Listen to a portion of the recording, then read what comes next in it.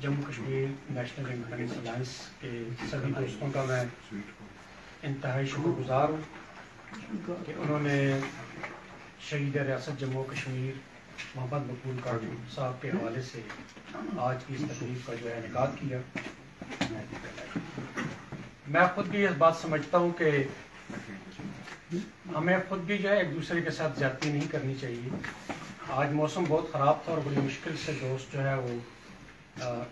یہاں پہ جہاں پہ یہ پروگرام منعقد کیا جا رہا ہے تک پہنچے،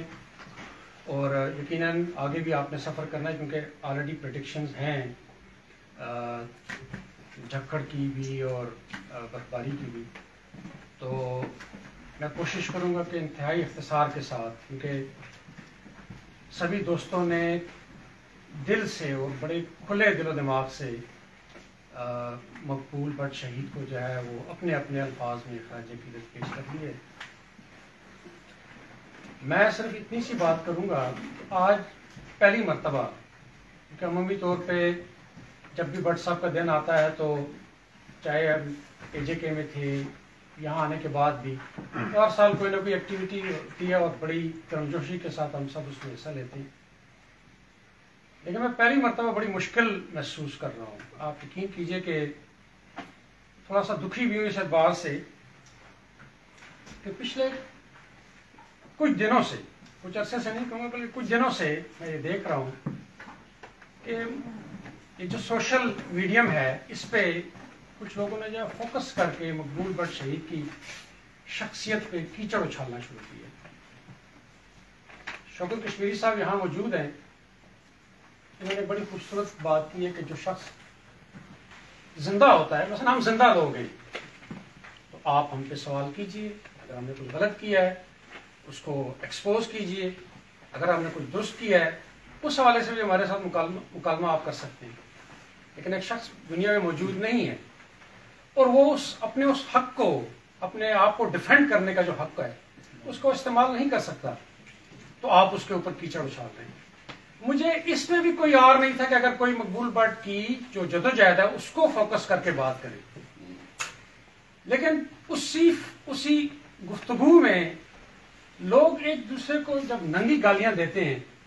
تو میں کہتا ہوں کہ یہ ایک ایسا سیاسی ادب ہے جس نے آپ کو جو ہے وہ ادب سے لکھنے کی بھی جو ہے وہ صلاحیت آپ کے اندر پیدا نہیں کی ہے۔ تو یہ بڑا المیہ ہے اور اس اعتبار سے میں ضرور دکھی ہوں۔ اور پھر میں جب وہ سب کچھ دیکھ رہا تھا تو میں تھوڑا سا ماضی میں گیا اور ایک انالیٹیکل اس کا جو ہے میں نے تجزیہ کیا، تو مجھے یاد آیا کہ جس زمانے میں ضیاء صاحب کی جو اسٹیبلشمنٹ تھی، انہوں نے جب آپریشن توفیق ڈیولپ کیا وادی کشمیر کو فوکس کر کے،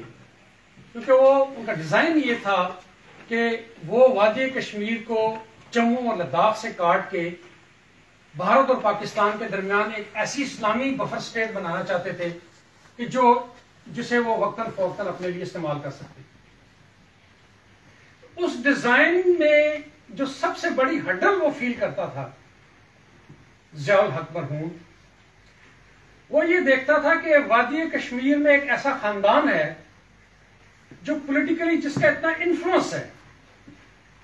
کہ جب تک وہ وہاں پہ موجود ہے ہم کسی بھی چیز کو جو ہے آرگنائز نہیں کر سکتے۔ لہذا انہوں نے فاروق عبداللہ کو وہاں سے بھگانے کے لیے شیخ عبداللہ کو فوکس کیا اور ایسا پروپیگنڈا کیا اس شیخ عبداللہ کے خلاف کہ کشمیر کے نوجوان جو ہے وہ شیخ عبداللہ کی قبر پہ، یہ باقاعدہ رپورٹ ہوئی ہے یہ ساری باتیں، کہ ایک شخص وہاں پہ جو ہے نا وہ یورین کرتے ہوئے اریسٹ کیا گیا، ایک شخص جو ہے وہ گرنیڈ لے کے وہاں پہ گیا کہ اس کی قبر کو اڑائیں گے۔ یعنی اس حد تک جو ہے اس کے وہاں کی یوتھ کے دماغوں کو جو ہے انہوں نے اپنے فاشسٹ اپروچ کے ساتھ اور پروپیگنڈے کے ساتھ جو ہے خراب کیا، برین واشنگ کی ان کی۔ اور پھر آپ نے دیکھا کہ مجبور ہوا فاروق عبداللہ وہاں سے وادی کو چھوڑنے پہ، اور قیاس میں تھی وہ ریاست اس ایک طویل عرصے تک، اور سکسیسفل رہا پاکستان کا اسٹیبلشمنٹ۔ کہنا میں یہ بتانا ہی میں یہ چاہتا ہوں کیونکہ یہ جو کچھ آج ہو رہا ہے سوشل میڈیا کے اوپر، اس کے ساتھ میں جوڑنا چاہتا ہوں بیسیکلی اس بات کو کہ یہ بھی بنیادی طور پہ ہماری یوتھ میں سے، دیکھیے بات یہ ہے کہ یہ بہت آسان ہے کہ ہم زندہ ہیں، آزاد معاشروں میں بیٹھے ہوئے ہیں، کھا پی رہے ہیں، سب کچھ ہے، کہ لوگ جو ہے وہ اپنے لوگوں کے حقوق کے لیے، میں آپ کو چھوٹی سی ایک بات بتاؤں، میں نے کچھ دن پہلے بھی اس کا ذکر کیا تھا اپنی ایک ویڈیو میں، کہ مقبول بٹ اتنا پڑھا لکھا انسان تھا کہ جس وقت وہ پشاور جیسے اجنبی معاشرے میں آیا اور اسے یہ پتا چلا کہ پشاور یونیورسٹی میں ابھی جو ہے وہ داخلے کا امکان ہے، چونکہ وہ وہاں سے گریجویشن کر کے آئے تھے سینٹ جوزف کالج بارہمولہ سے، تو پشاور آئے، پشاور یونیورسٹی میں انہوں نے داخلہ لیا، تو وہ سیدھا ایک اخبار کے آفس چلے گئے، دا ڈیلی خیبر میل، انگریزی کا اخبار پشاور سے نکلتا تھا، اور آپ یقین جانیے کہ تو ہسٹری کا حصہ ہے کہ انہوں نے ان کو سب ایڈیٹری جو ہے وہ دی۔ پھر جو انجام اخبار ہے جو بعد میں مشرق میں کنورٹ ہوا، انجام اخبار میں بھی جو ہے وہ سب ایڈیٹر رہے، اور ان کی جو ورلڈ نیوز تھی اس کے وہ ان کو اردو میں ٹرانسلیٹ کر کے دیا کرتے تھے، ایک پڑھا لکھا آدمی، یعنی اس کو جو ہے اگر مطلب ہے اپنی زندگی بنانی تھی تو وہ اس کے لیے ایک بہترین روزگار تھا، اگر وہ اور یہ جو باقی سب کچھ جو کچھ انہوں نے کیا، جس پولیٹیکل موومنٹ کا حصہ بنے، وہ اگر نہ کرتے تو ایک عام انسان کے طور پہ جو ہے اسی اخباری صنعت میں جو ہے لوگ کہاں پہنچ گئے۔ آج ممکن ہے ہمارا بھی کوئی اپنا چھوٹے صاحب کوئی چینل وینل ہوتا اور بڑے موج ہوتا ہے، جی بالکل، کیونکہ ان ساروں نے جو ہے بعد میں ان اخباروں سے جو ہے وہ کہاں سے کہاں پہنچ گئی۔ کہنے کا مقصد یہ ہے کہ بنیادی طور پہ اگر تو آپ وطن کی خدمت کے لیے جو ہے مقبول بٹ کی موومنٹ کو بھی جو ہے، مقبول بٹ کے طرز عمل کو بھی جو ہے اس کے اوپر ایک جائز کرٹیسائز کرنا چاہتے ہیں تو ویری گڈ، آپ کا یہ رائٹ ہے، لیکن آپ کا یہ رائٹ نہیں ہے کہ آپ مقبول بٹ کو گالی دیں، مقبول بٹ کی بچوں کو گالی دیں، مقبول بٹ کے خاندان کو گالی دیں، یہ آپ کا کوئی رائٹ نہیں ہے۔ آپ لوگوں کو ڈیوائڈ کر رہے ہیں، اور پھر میں یہ سمجھتا ہوں کہ آپ کسی نہ کسی اسٹیبلشمنٹ کا ہی جو ہے نا وہ کی تقویت کا باعث بن رہے ہیں، کیونکہ جموں کشمیر کے لوگوں کو ہماری غلطیوں سے ضرور تقسیم کا جو ٹائم ہے وہ لمبا ضرور ہوا ہے، لیکن جموں کشمیر کو تقسیم رکھنے کی جو بڑی کوششیں ہو سکتی ہیں وہ یا تو ہندوستان کر سکتا ہے یا پاکستان کر سکتا ہے۔ ان کی اسٹیبلشمنٹ ٹوٹل ٹائم میں ہمیشہ یہی کاوشیں کرتی رہی ہیں کہ یہ لوگ تقسیم رہیں، یہ تقسیم رہیں گے تو ہم ان کو آسانی سے قابو رکھ سکتے ہیں، اور اگر آسانی سے قابو رکھ سکتے ہیں تو پھر ہمیں ایک وقت میں جو ہے ان کو اپنی ریاستوں کا جو ہے جزو لا ینفک بھی بنا دیں گے، جس طرح وہ کہتے ہیں۔ تو عزیز دوستوں اور ساتھیوں، میں سمجھتا ہوں کہ یہ بڑا امپورٹنٹ ٹائم ہے، اس میں کوئی شک نہیں ہے کہ وہ عارف شاہد صاحب بہت زیادہ اس بات کو ریپیٹ کیا کرتے تھے کہ جس کی گردن کے اوپر جس کا پاؤں ہے اس کو اپنی گردن اس پاؤں کو ہٹا کے جو ہے چھڑانی چاہیے۔ اور میں بھی ایک پولیٹیکل ایکٹیوسٹ ہونے کی حیثیت سے یہ سمجھتا ہوں کہ جب تک کہ آپ پوری ریاست کے اندر، جسے آپ ریاست کہتے ہیں اور جس کا آپ مطالبہ کرتے ہیں، اس پوری ریاست کے اندر جب تک کہ آپ اس کے ہر حصے میں جو ہے وہ ایک resistance, parallel political resistance movement کو ڈیولپ نہیں کریں گے، اس وقت تک جموں کشمیر جو ہے وہ ایک آزاد اور خود مختار ریاست نہیں بن سکتی ہے۔ آپ کو کہیں جا کے جو ہے کسی اپنی ہی کسی برادر موومنٹ کی جا کے سپورٹ کرنے کی ضرورت نہیں ہے۔ جب آپ نے اپنے خطے میں کوئی موومنٹ ابھاری ہوگی تو وہ خود بخود آپ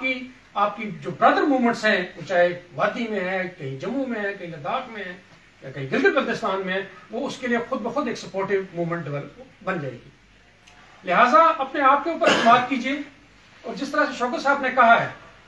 دیکھیے بات یہ ہے کہ یہ کوئی جو قومی آزادی ہے، یہ جو ہے نا، یہ کوئی آپ رات کو سوئے ہوں گے تو صبح آپ کو میسر آ جائے گی، ایسا کوئی تصور نہیں ہے دنیا میں۔ آپ کی جو شہری آزادیاں ہیں وہیں سے شروع ہوتی ہے آپ کی قومی آزادی۔ اب کوئی شخص اگر آپ کو جو ہے آپ کے محلے میں ہی آپ کے بنیادی حقوق جو ہے وہ اس سے آپ کو لطف اندوز نہیں ہونے دیتا، تو مطلب ہے قومی حقوق کے لیے آپ کیا خدمت کر سکتے ہیں؟ آپ کی گلی کچی ہے، اس کی پختگی جو حکومتوں کے فرائض میں ہے، جو آپ کا حق ہے،